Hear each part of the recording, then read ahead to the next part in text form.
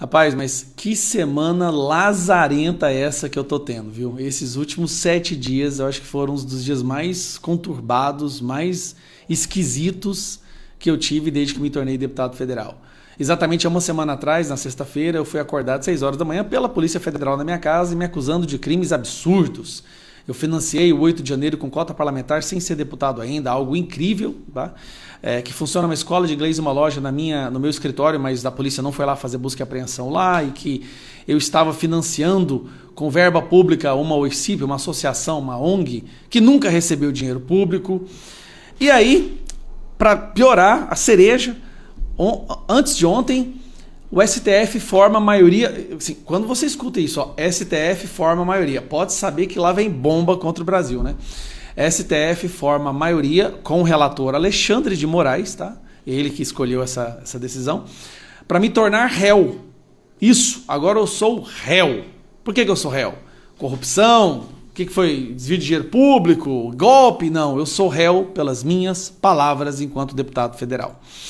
STF forma maioria para tornar Gustavo Gayer réu por calúnia, difamação e injúria contra senador. Que senador? O senador Vanderlan Cardoso. Ó. Senador Vanderlan moveu ação contra Gustavo Gayer. O deputado divulgou vídeo acusando os senadores de terem sido comprados para eleger Pacheco. Na verdade, quem me falou isso foi o Vanderlan Cardoso, numa conversa que a gente teve, que ia votar no Pacheco, porque o Pacheco deu a ele a CAI, né? Como é que é? CAI? Conselho de Assuntos CAI. Comissão de Assuntos Econômicos. Agora é o seguinte. O Vanderlan Cardoso é um senador aqui do estado de Goiás que tem na sua base os evangélicos, os cristãos, igrejas que o apoiam, se dizia de direita, mas votou pela permanência do Rodrigo Pacheco. E eu avisei para ele, Vanderlan, se você votar no Rodrigo Pacheco, nós vamos ter uma continuidade dessa ditadura, nós vamos ver mais pessoas inocentes sendo perseguidas, inclusive os cristãos, inclusive seus eleitores, pessoas inocentes terão suas vidas destruídas na mão do Alexandre de Moraes. A única chance que a gente tem é não reeleger o Pacheco. Então, por favor, não vota no Pacheco. Não traia o seu estado, os seus eleitores, mas parece que a Comissão de Assuntos Econômicos foi mais importante.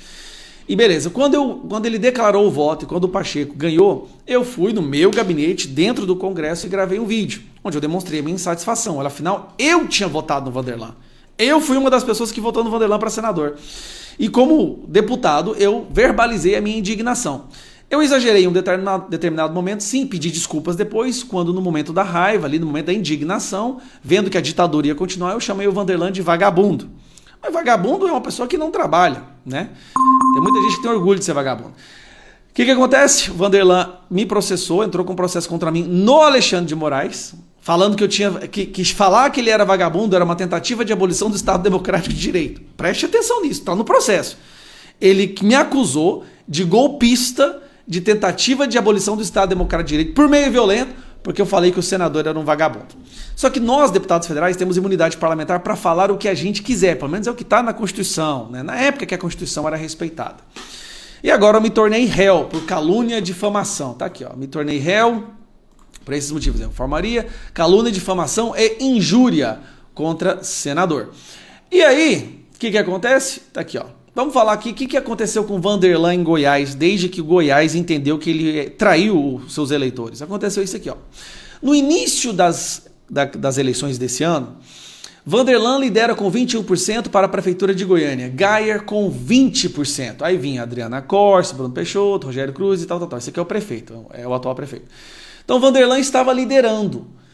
Lembrando que o Vanderlan, nas eleições passadas, olha como é que o povo não aceita a traição. Na eleição para Goiânia, Prefeitura de Goiânia de 2020, o Vanderlan foi para o segundo turno com 24%. Então todo mundo aqui em Goiânia achava que o Vanderlan seria o próximo prefeito, né?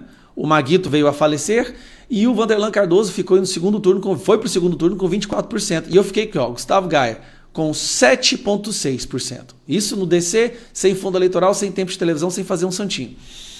E agora, como é que ficou... Depois dessa do Vanderlan ter traído seu povo, ter votado no Pacheco, depois que isso foi divulgado aqui em Goiás, como que ficou a situação do Vanderlan aqui em Goiás? Está aqui, ó.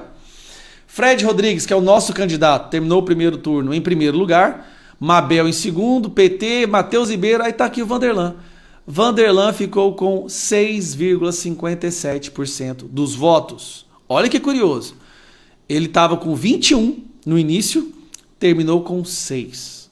É esse o preço da traição. Esse é o preço da... Ó, ele estava liderando lá atrás, ó. Vanderlan lidera. Então, Vanderlan, infelizmente, você traiu o povo de Goiás. Para mim está mais do que claro que a sua existência política agora se tornou insustentável. As pessoas de Goiás não acreditam mais em você, nem votariam mais em você, então talvez seria melhor voltar para a fábrica.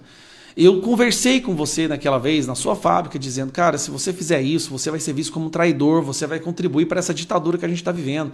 Eu implorei para o senhor, não vote no Pacheco. Nós não podemos deixar que esse presidente do Senado continue, porque é ele que está dando essa liberdade do autoritarismo que a gente vê hoje, esse aumento, esse fortalecimento dessa ditadura. O senhor preferiu ficar com a sua comissão, depois ainda me processou tentando me prender, porque eu verbalizei minha indignação, e agora olha como você vê, o que acontece, né? Hoje você se suicidou politicamente.